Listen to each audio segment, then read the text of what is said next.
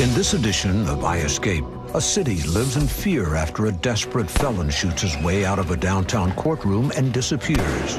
He said, "Move over. I'm telling you to move over. I'm not playing with you." And he put the gun to my head.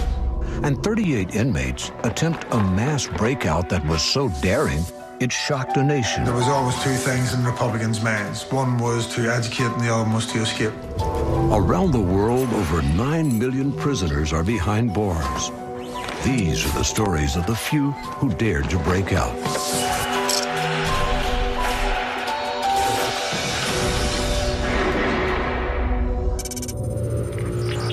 March 2005, Atlanta's Fulton County Courthouse. The retrial for 33-year-old computer engineer Brian Nichols is nearing an end. The charges, false imprisonment and the brutal rape of his ex-girlfriend. By all accounts, the prosecutor was doing well, and it looked like Nichols was going to be convicted. A guilty verdict would see Nichols locked up for the rest of his life. Once at the courthouse, a lone sheriff's deputy escorts Nichols to a holding cell deep inside the building. Before appearing in Judge Roland Barnes' courtroom, Nichols knew he'd be changing into civilian clothes, a routine after months on trial he was extremely familiar with. So when Deputy Cynthia Hall, a 51-year-old grandmother, removed his handcuffs, he turned and attacked her. Nichols beat Deputy Hall to the ground, bruising her brain and causing multiple facial fractures. Now in control of the deputy's weapon, he heads across the sky bridge directly to Judge Barnes' courtroom. I heard a very loud sound. It was muffled, but it was a loud sound. And then a couple of seconds later, I heard an extremely loud sound. Nichols walks up to Judge Barnes and shoots him in the head. I looked first at the judge, and I knew instantly that he had been shot and that he was already dead. Nichols turns and fires again, killing court reporter Julianne Brandau. My thoughts were, the judge is dead. I look straight ahead, and Mr. Nichols is standing in front of me, and he turns the gun and points it to me. Scared for his life, Robbins runs out of the courtroom. Bravely, Deputy Hoyt Teasley begins chasing Nichols out of the building. But instead of running, Nichols turns on the deputy and without hesitation fires.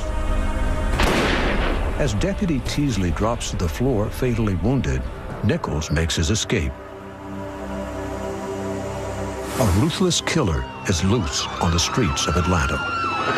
We are urging any of you who are listening to this broadcast, if you've got any idea where this man is, that you would please call the Atlanta Police Department and turn him in. After stealing a tow truck, Nichols realizes he needs another, less conspicuous getaway vehicle. For computer programmer Almeda Kilgo, what should have been a normal day quickly becomes the most frightening experience of her life.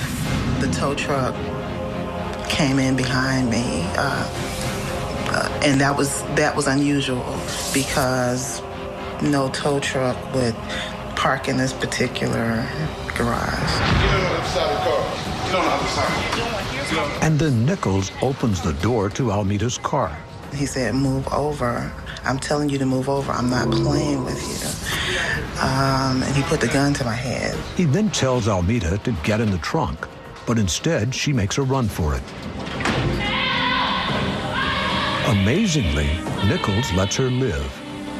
His escape has now triggered the largest manhunt in the city's history. The buzz around the metro Atlanta area was palpable. I mean, people were in fear. They weren't going out at night like they normally would.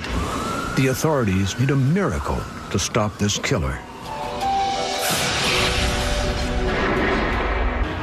March 11, 2005. Downtown Atlanta is in a state of chaos. Accused rapist Brian Nichols is armed and on the run. Resurfacing in the Atlanta suburb of Buckhead, Nichols shoots and kills Immigration and Customs Enforcement agent David Wilhelm. After he killed the ICE agent, he drove the ICE agent's truck to the Duluth area. At some point, he came across Ashley Smith. I put my key in the door and I unlocked it and I turned around and he was right there. And I started to scream and he put a gun to my side and he said, "Don't scream. If you don't scream, I won't hurt you." So I said, "All right, okay, I won't scream." We went in the house and he shut and locked the door. He said, "You know, somebody could have heard your scream already, and if they did, the police are on the way, and I'm going to have to hold you hostage, and I'm going to have to kill you, and probably myself and lots of other people. And I don't want that." And I said, "Okay, I'll do what you say." He said he wanted to take a shower. So I said, "Okay, you take a shower." He said, "Well, I'm going to put a towel over your head so you don't have to watch me take a shower."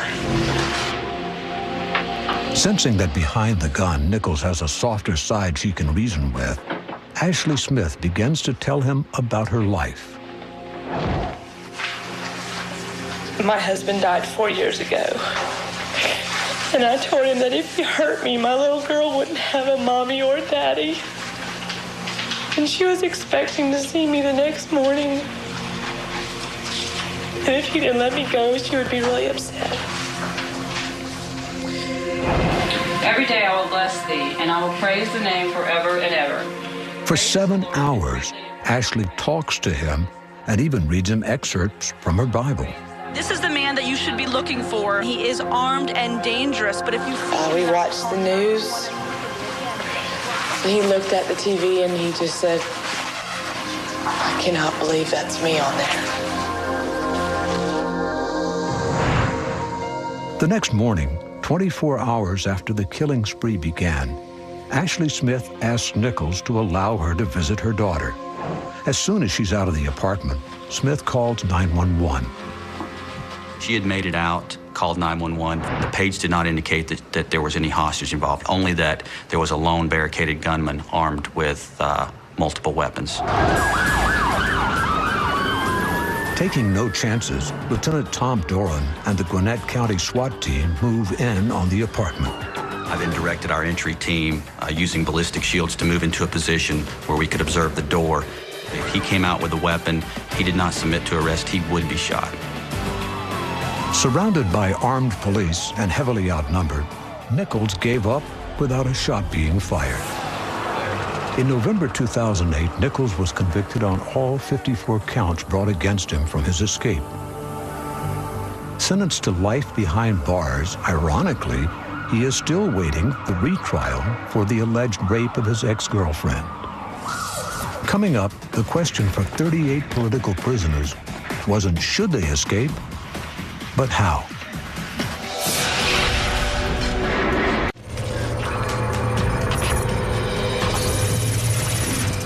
Belfast, Ireland, 1983. Her Majesty's Prison, The Maze.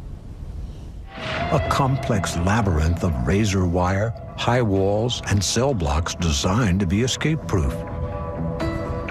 The Maze was the British government's maximum security answer to the increasing numbers of IRA prisoners.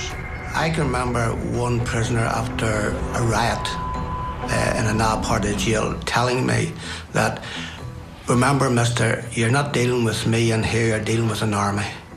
And that's what these men were. They were soldiers of an army.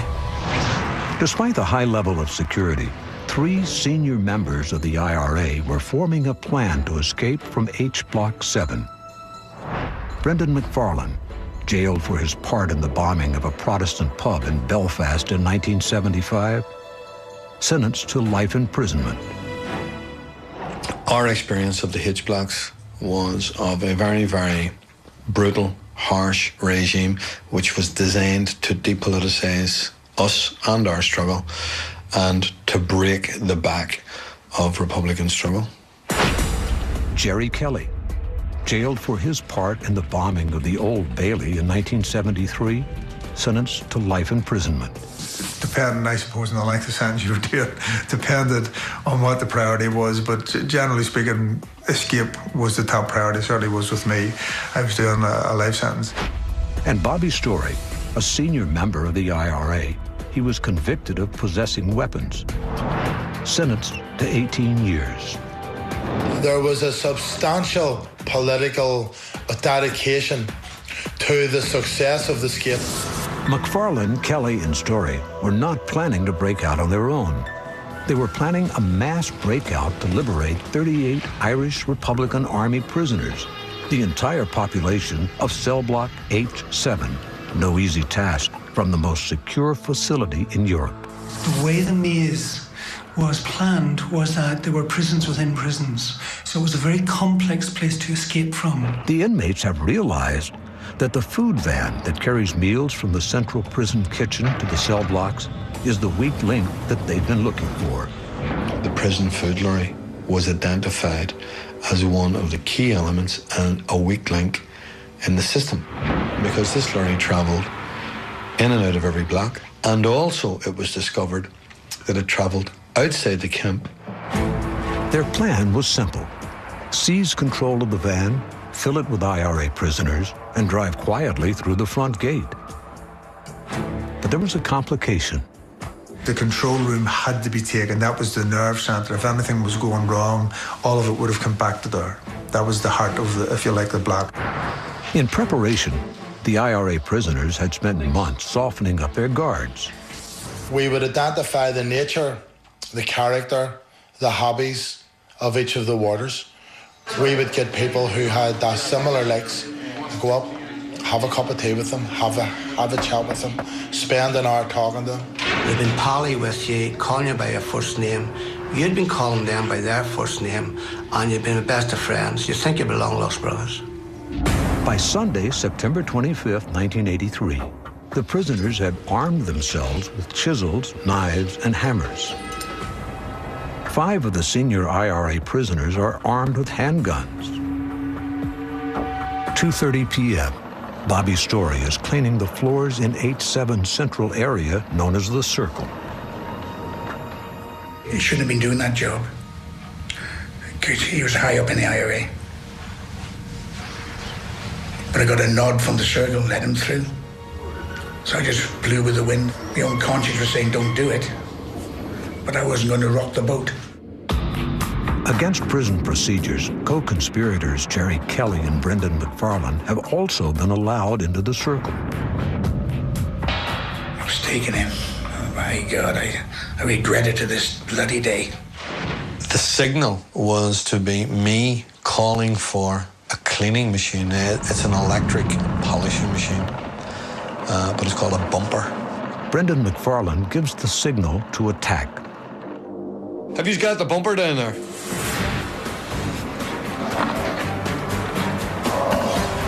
And then turned around, then the gun was shoved into my stomach. I thought, oh, these boys mean business.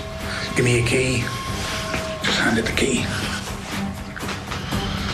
I thought, oh, I'm done for now. Within seconds, prison officers all over H Block 7 are overpowered and taken hostage. The actual operation of physically taking over, overpowering all the guards in H Block 7 didn't take any more than about 15 seconds. Their next hurdle is to overpower the officer in the central control room.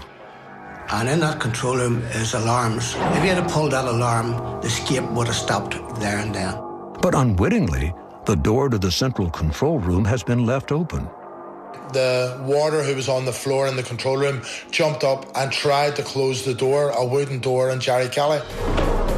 Jerry Kelly is determined to get through the control room door, and he will stop at nothing to secure his freedom. The Maze Prison, Belfast, September 1983. The biggest escape in British history is underway. In the control room, prison officer Adams is fighting to keep the unlocked door closed with his body weight. He's an arm's length from an alarm switch, but if he moves to trigger it, he'll be shot. Now be very clear about this. This is an IRA operation. If you do exactly what you're told, you'll be fine. If you do not, we will not jeopardize this escape. Kelly squeezes his pistol through a gap in the door and fires 2 shots at Adams. They had to take him out. They did do it. They shot him in the head. The IRA prisoners are now in control of all internal security systems in cell block 7. As the food van arrives and parks in its usual place, its driver, prison officer David McLaughlin, is taken hostage. The driver had to be secured. He then had to be sort of briefed in what was expected from him, because he is the only person that could have driven that van around the camp. We couldn't do it, not even dressed up in prison officer's uniform. 38 of the IRA's most dangerous prisoners pile into the back of the waiting food delivery van. Kelly positions himself on the floor of the cab.